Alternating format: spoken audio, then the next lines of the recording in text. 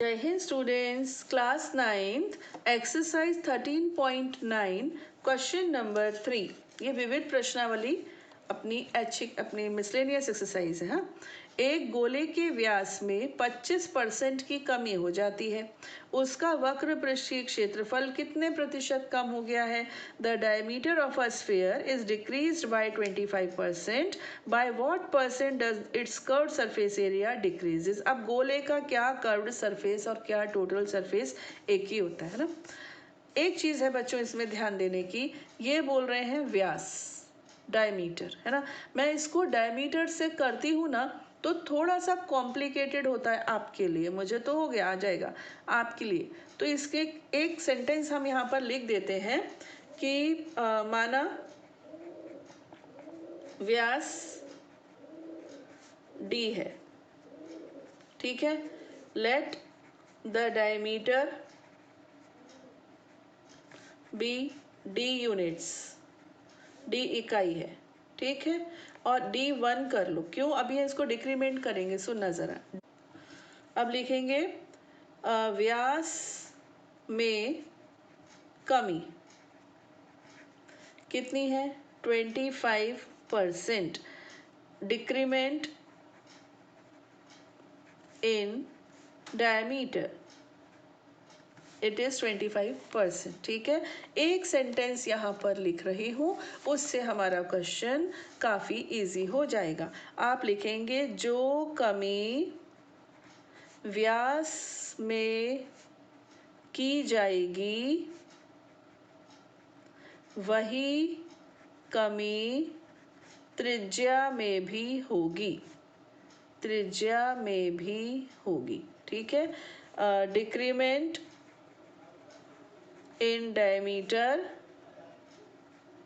will be same as decrement in radius। ये चीज़ आप mention कर दो बस, ठीक है। अब हमारा काम इजी हो गया। तो अपना डायमीटर कितना था? d1।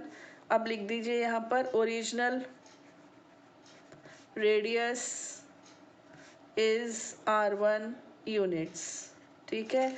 अब लिखते हैं डिक्रीमेंट कितना है? 25%। डिक्रीमेंट इन यूनिट्स क्या हो जाएगा? r1 का आप 25% कम कर रहे हो तो कितना हो गया? r1/4, है ना। इतना डिक्रीमेंट हो गया। अब डिक्रीज या न्यू रेडियस, नई त्रिज्या, पहले कितनी थी? r1, इसमें क्या हो गया? r1/4 कम हो गया, है ना। तो कितना रह गया? 3r1/4 units. अब ये डिक्रीमेंट के बाद है, ठीक है। अब original area, original surface area क्या होता है? 4πr², है ना। तो 4πr1², ओके। इसके बाद लिखेंगे न्यू एरिया, नया सरफेस एरिया 4π। अभी न्यू एरिया, न्यू रेडियस कितनी है?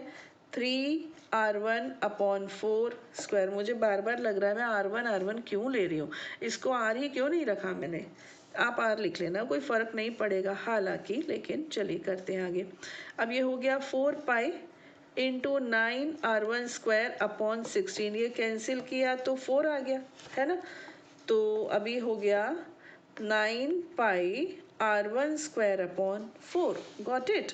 अब आप ले लीजिए डिक्रीमेंट, नहीं डिफरेंस, अंतर, दोनों सरफेस एरियाज में अंतर। ये तो कम हो गया ना बच्चों, ये 4 था, ये 9/4, ये तो कम हो गया। तो 4πr², ये r1 हटा दो भैया, r ही ठीक है। 4πr² minus 9πr²/4।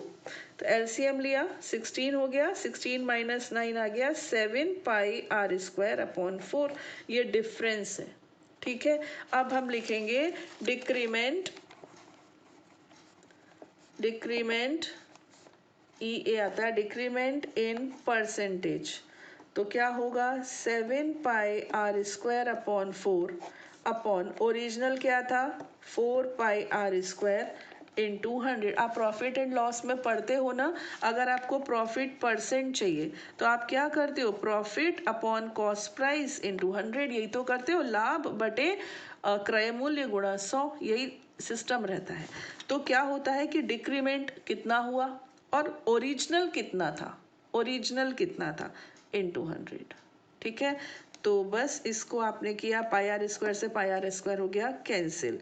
7/16 इंटू 100, 4 4 16, ये आ गया 25, ये हो गया आपका 175/4, 4 4 16, 4 3 12, 43.75%। एक काम बस सुधार लेना, ये 1 की कोई ज़रूरत नहीं रही, बेकार ही मैंने लिया, मुझे कुछ कंफ्यूजन हो गया था। ठीक है, तो ये 1 हटा देना बस, बाकी सब एज इट इज़ है और बहुत बढ़िया है। Got it. तो एक शॉर्ट रिवीजन, बहुत शॉर्ट रिवीजन, व्यास डी है, कमी 25% है। एक बात है कि जो कमी व्यास में होगी वही त्रिज्या में होगी, तो अब हम त्रिज्या बड़े आराम से ले सकते हैं। ओरिजिनल रेडियस आर है, डिक्रीमेंट हुआ 25% का, 25% कम यानी कि r/4 कम हो गई, पहले r थी उसमें से r/4 को आप कम कर दीजिए, अब हो गई 3r/4।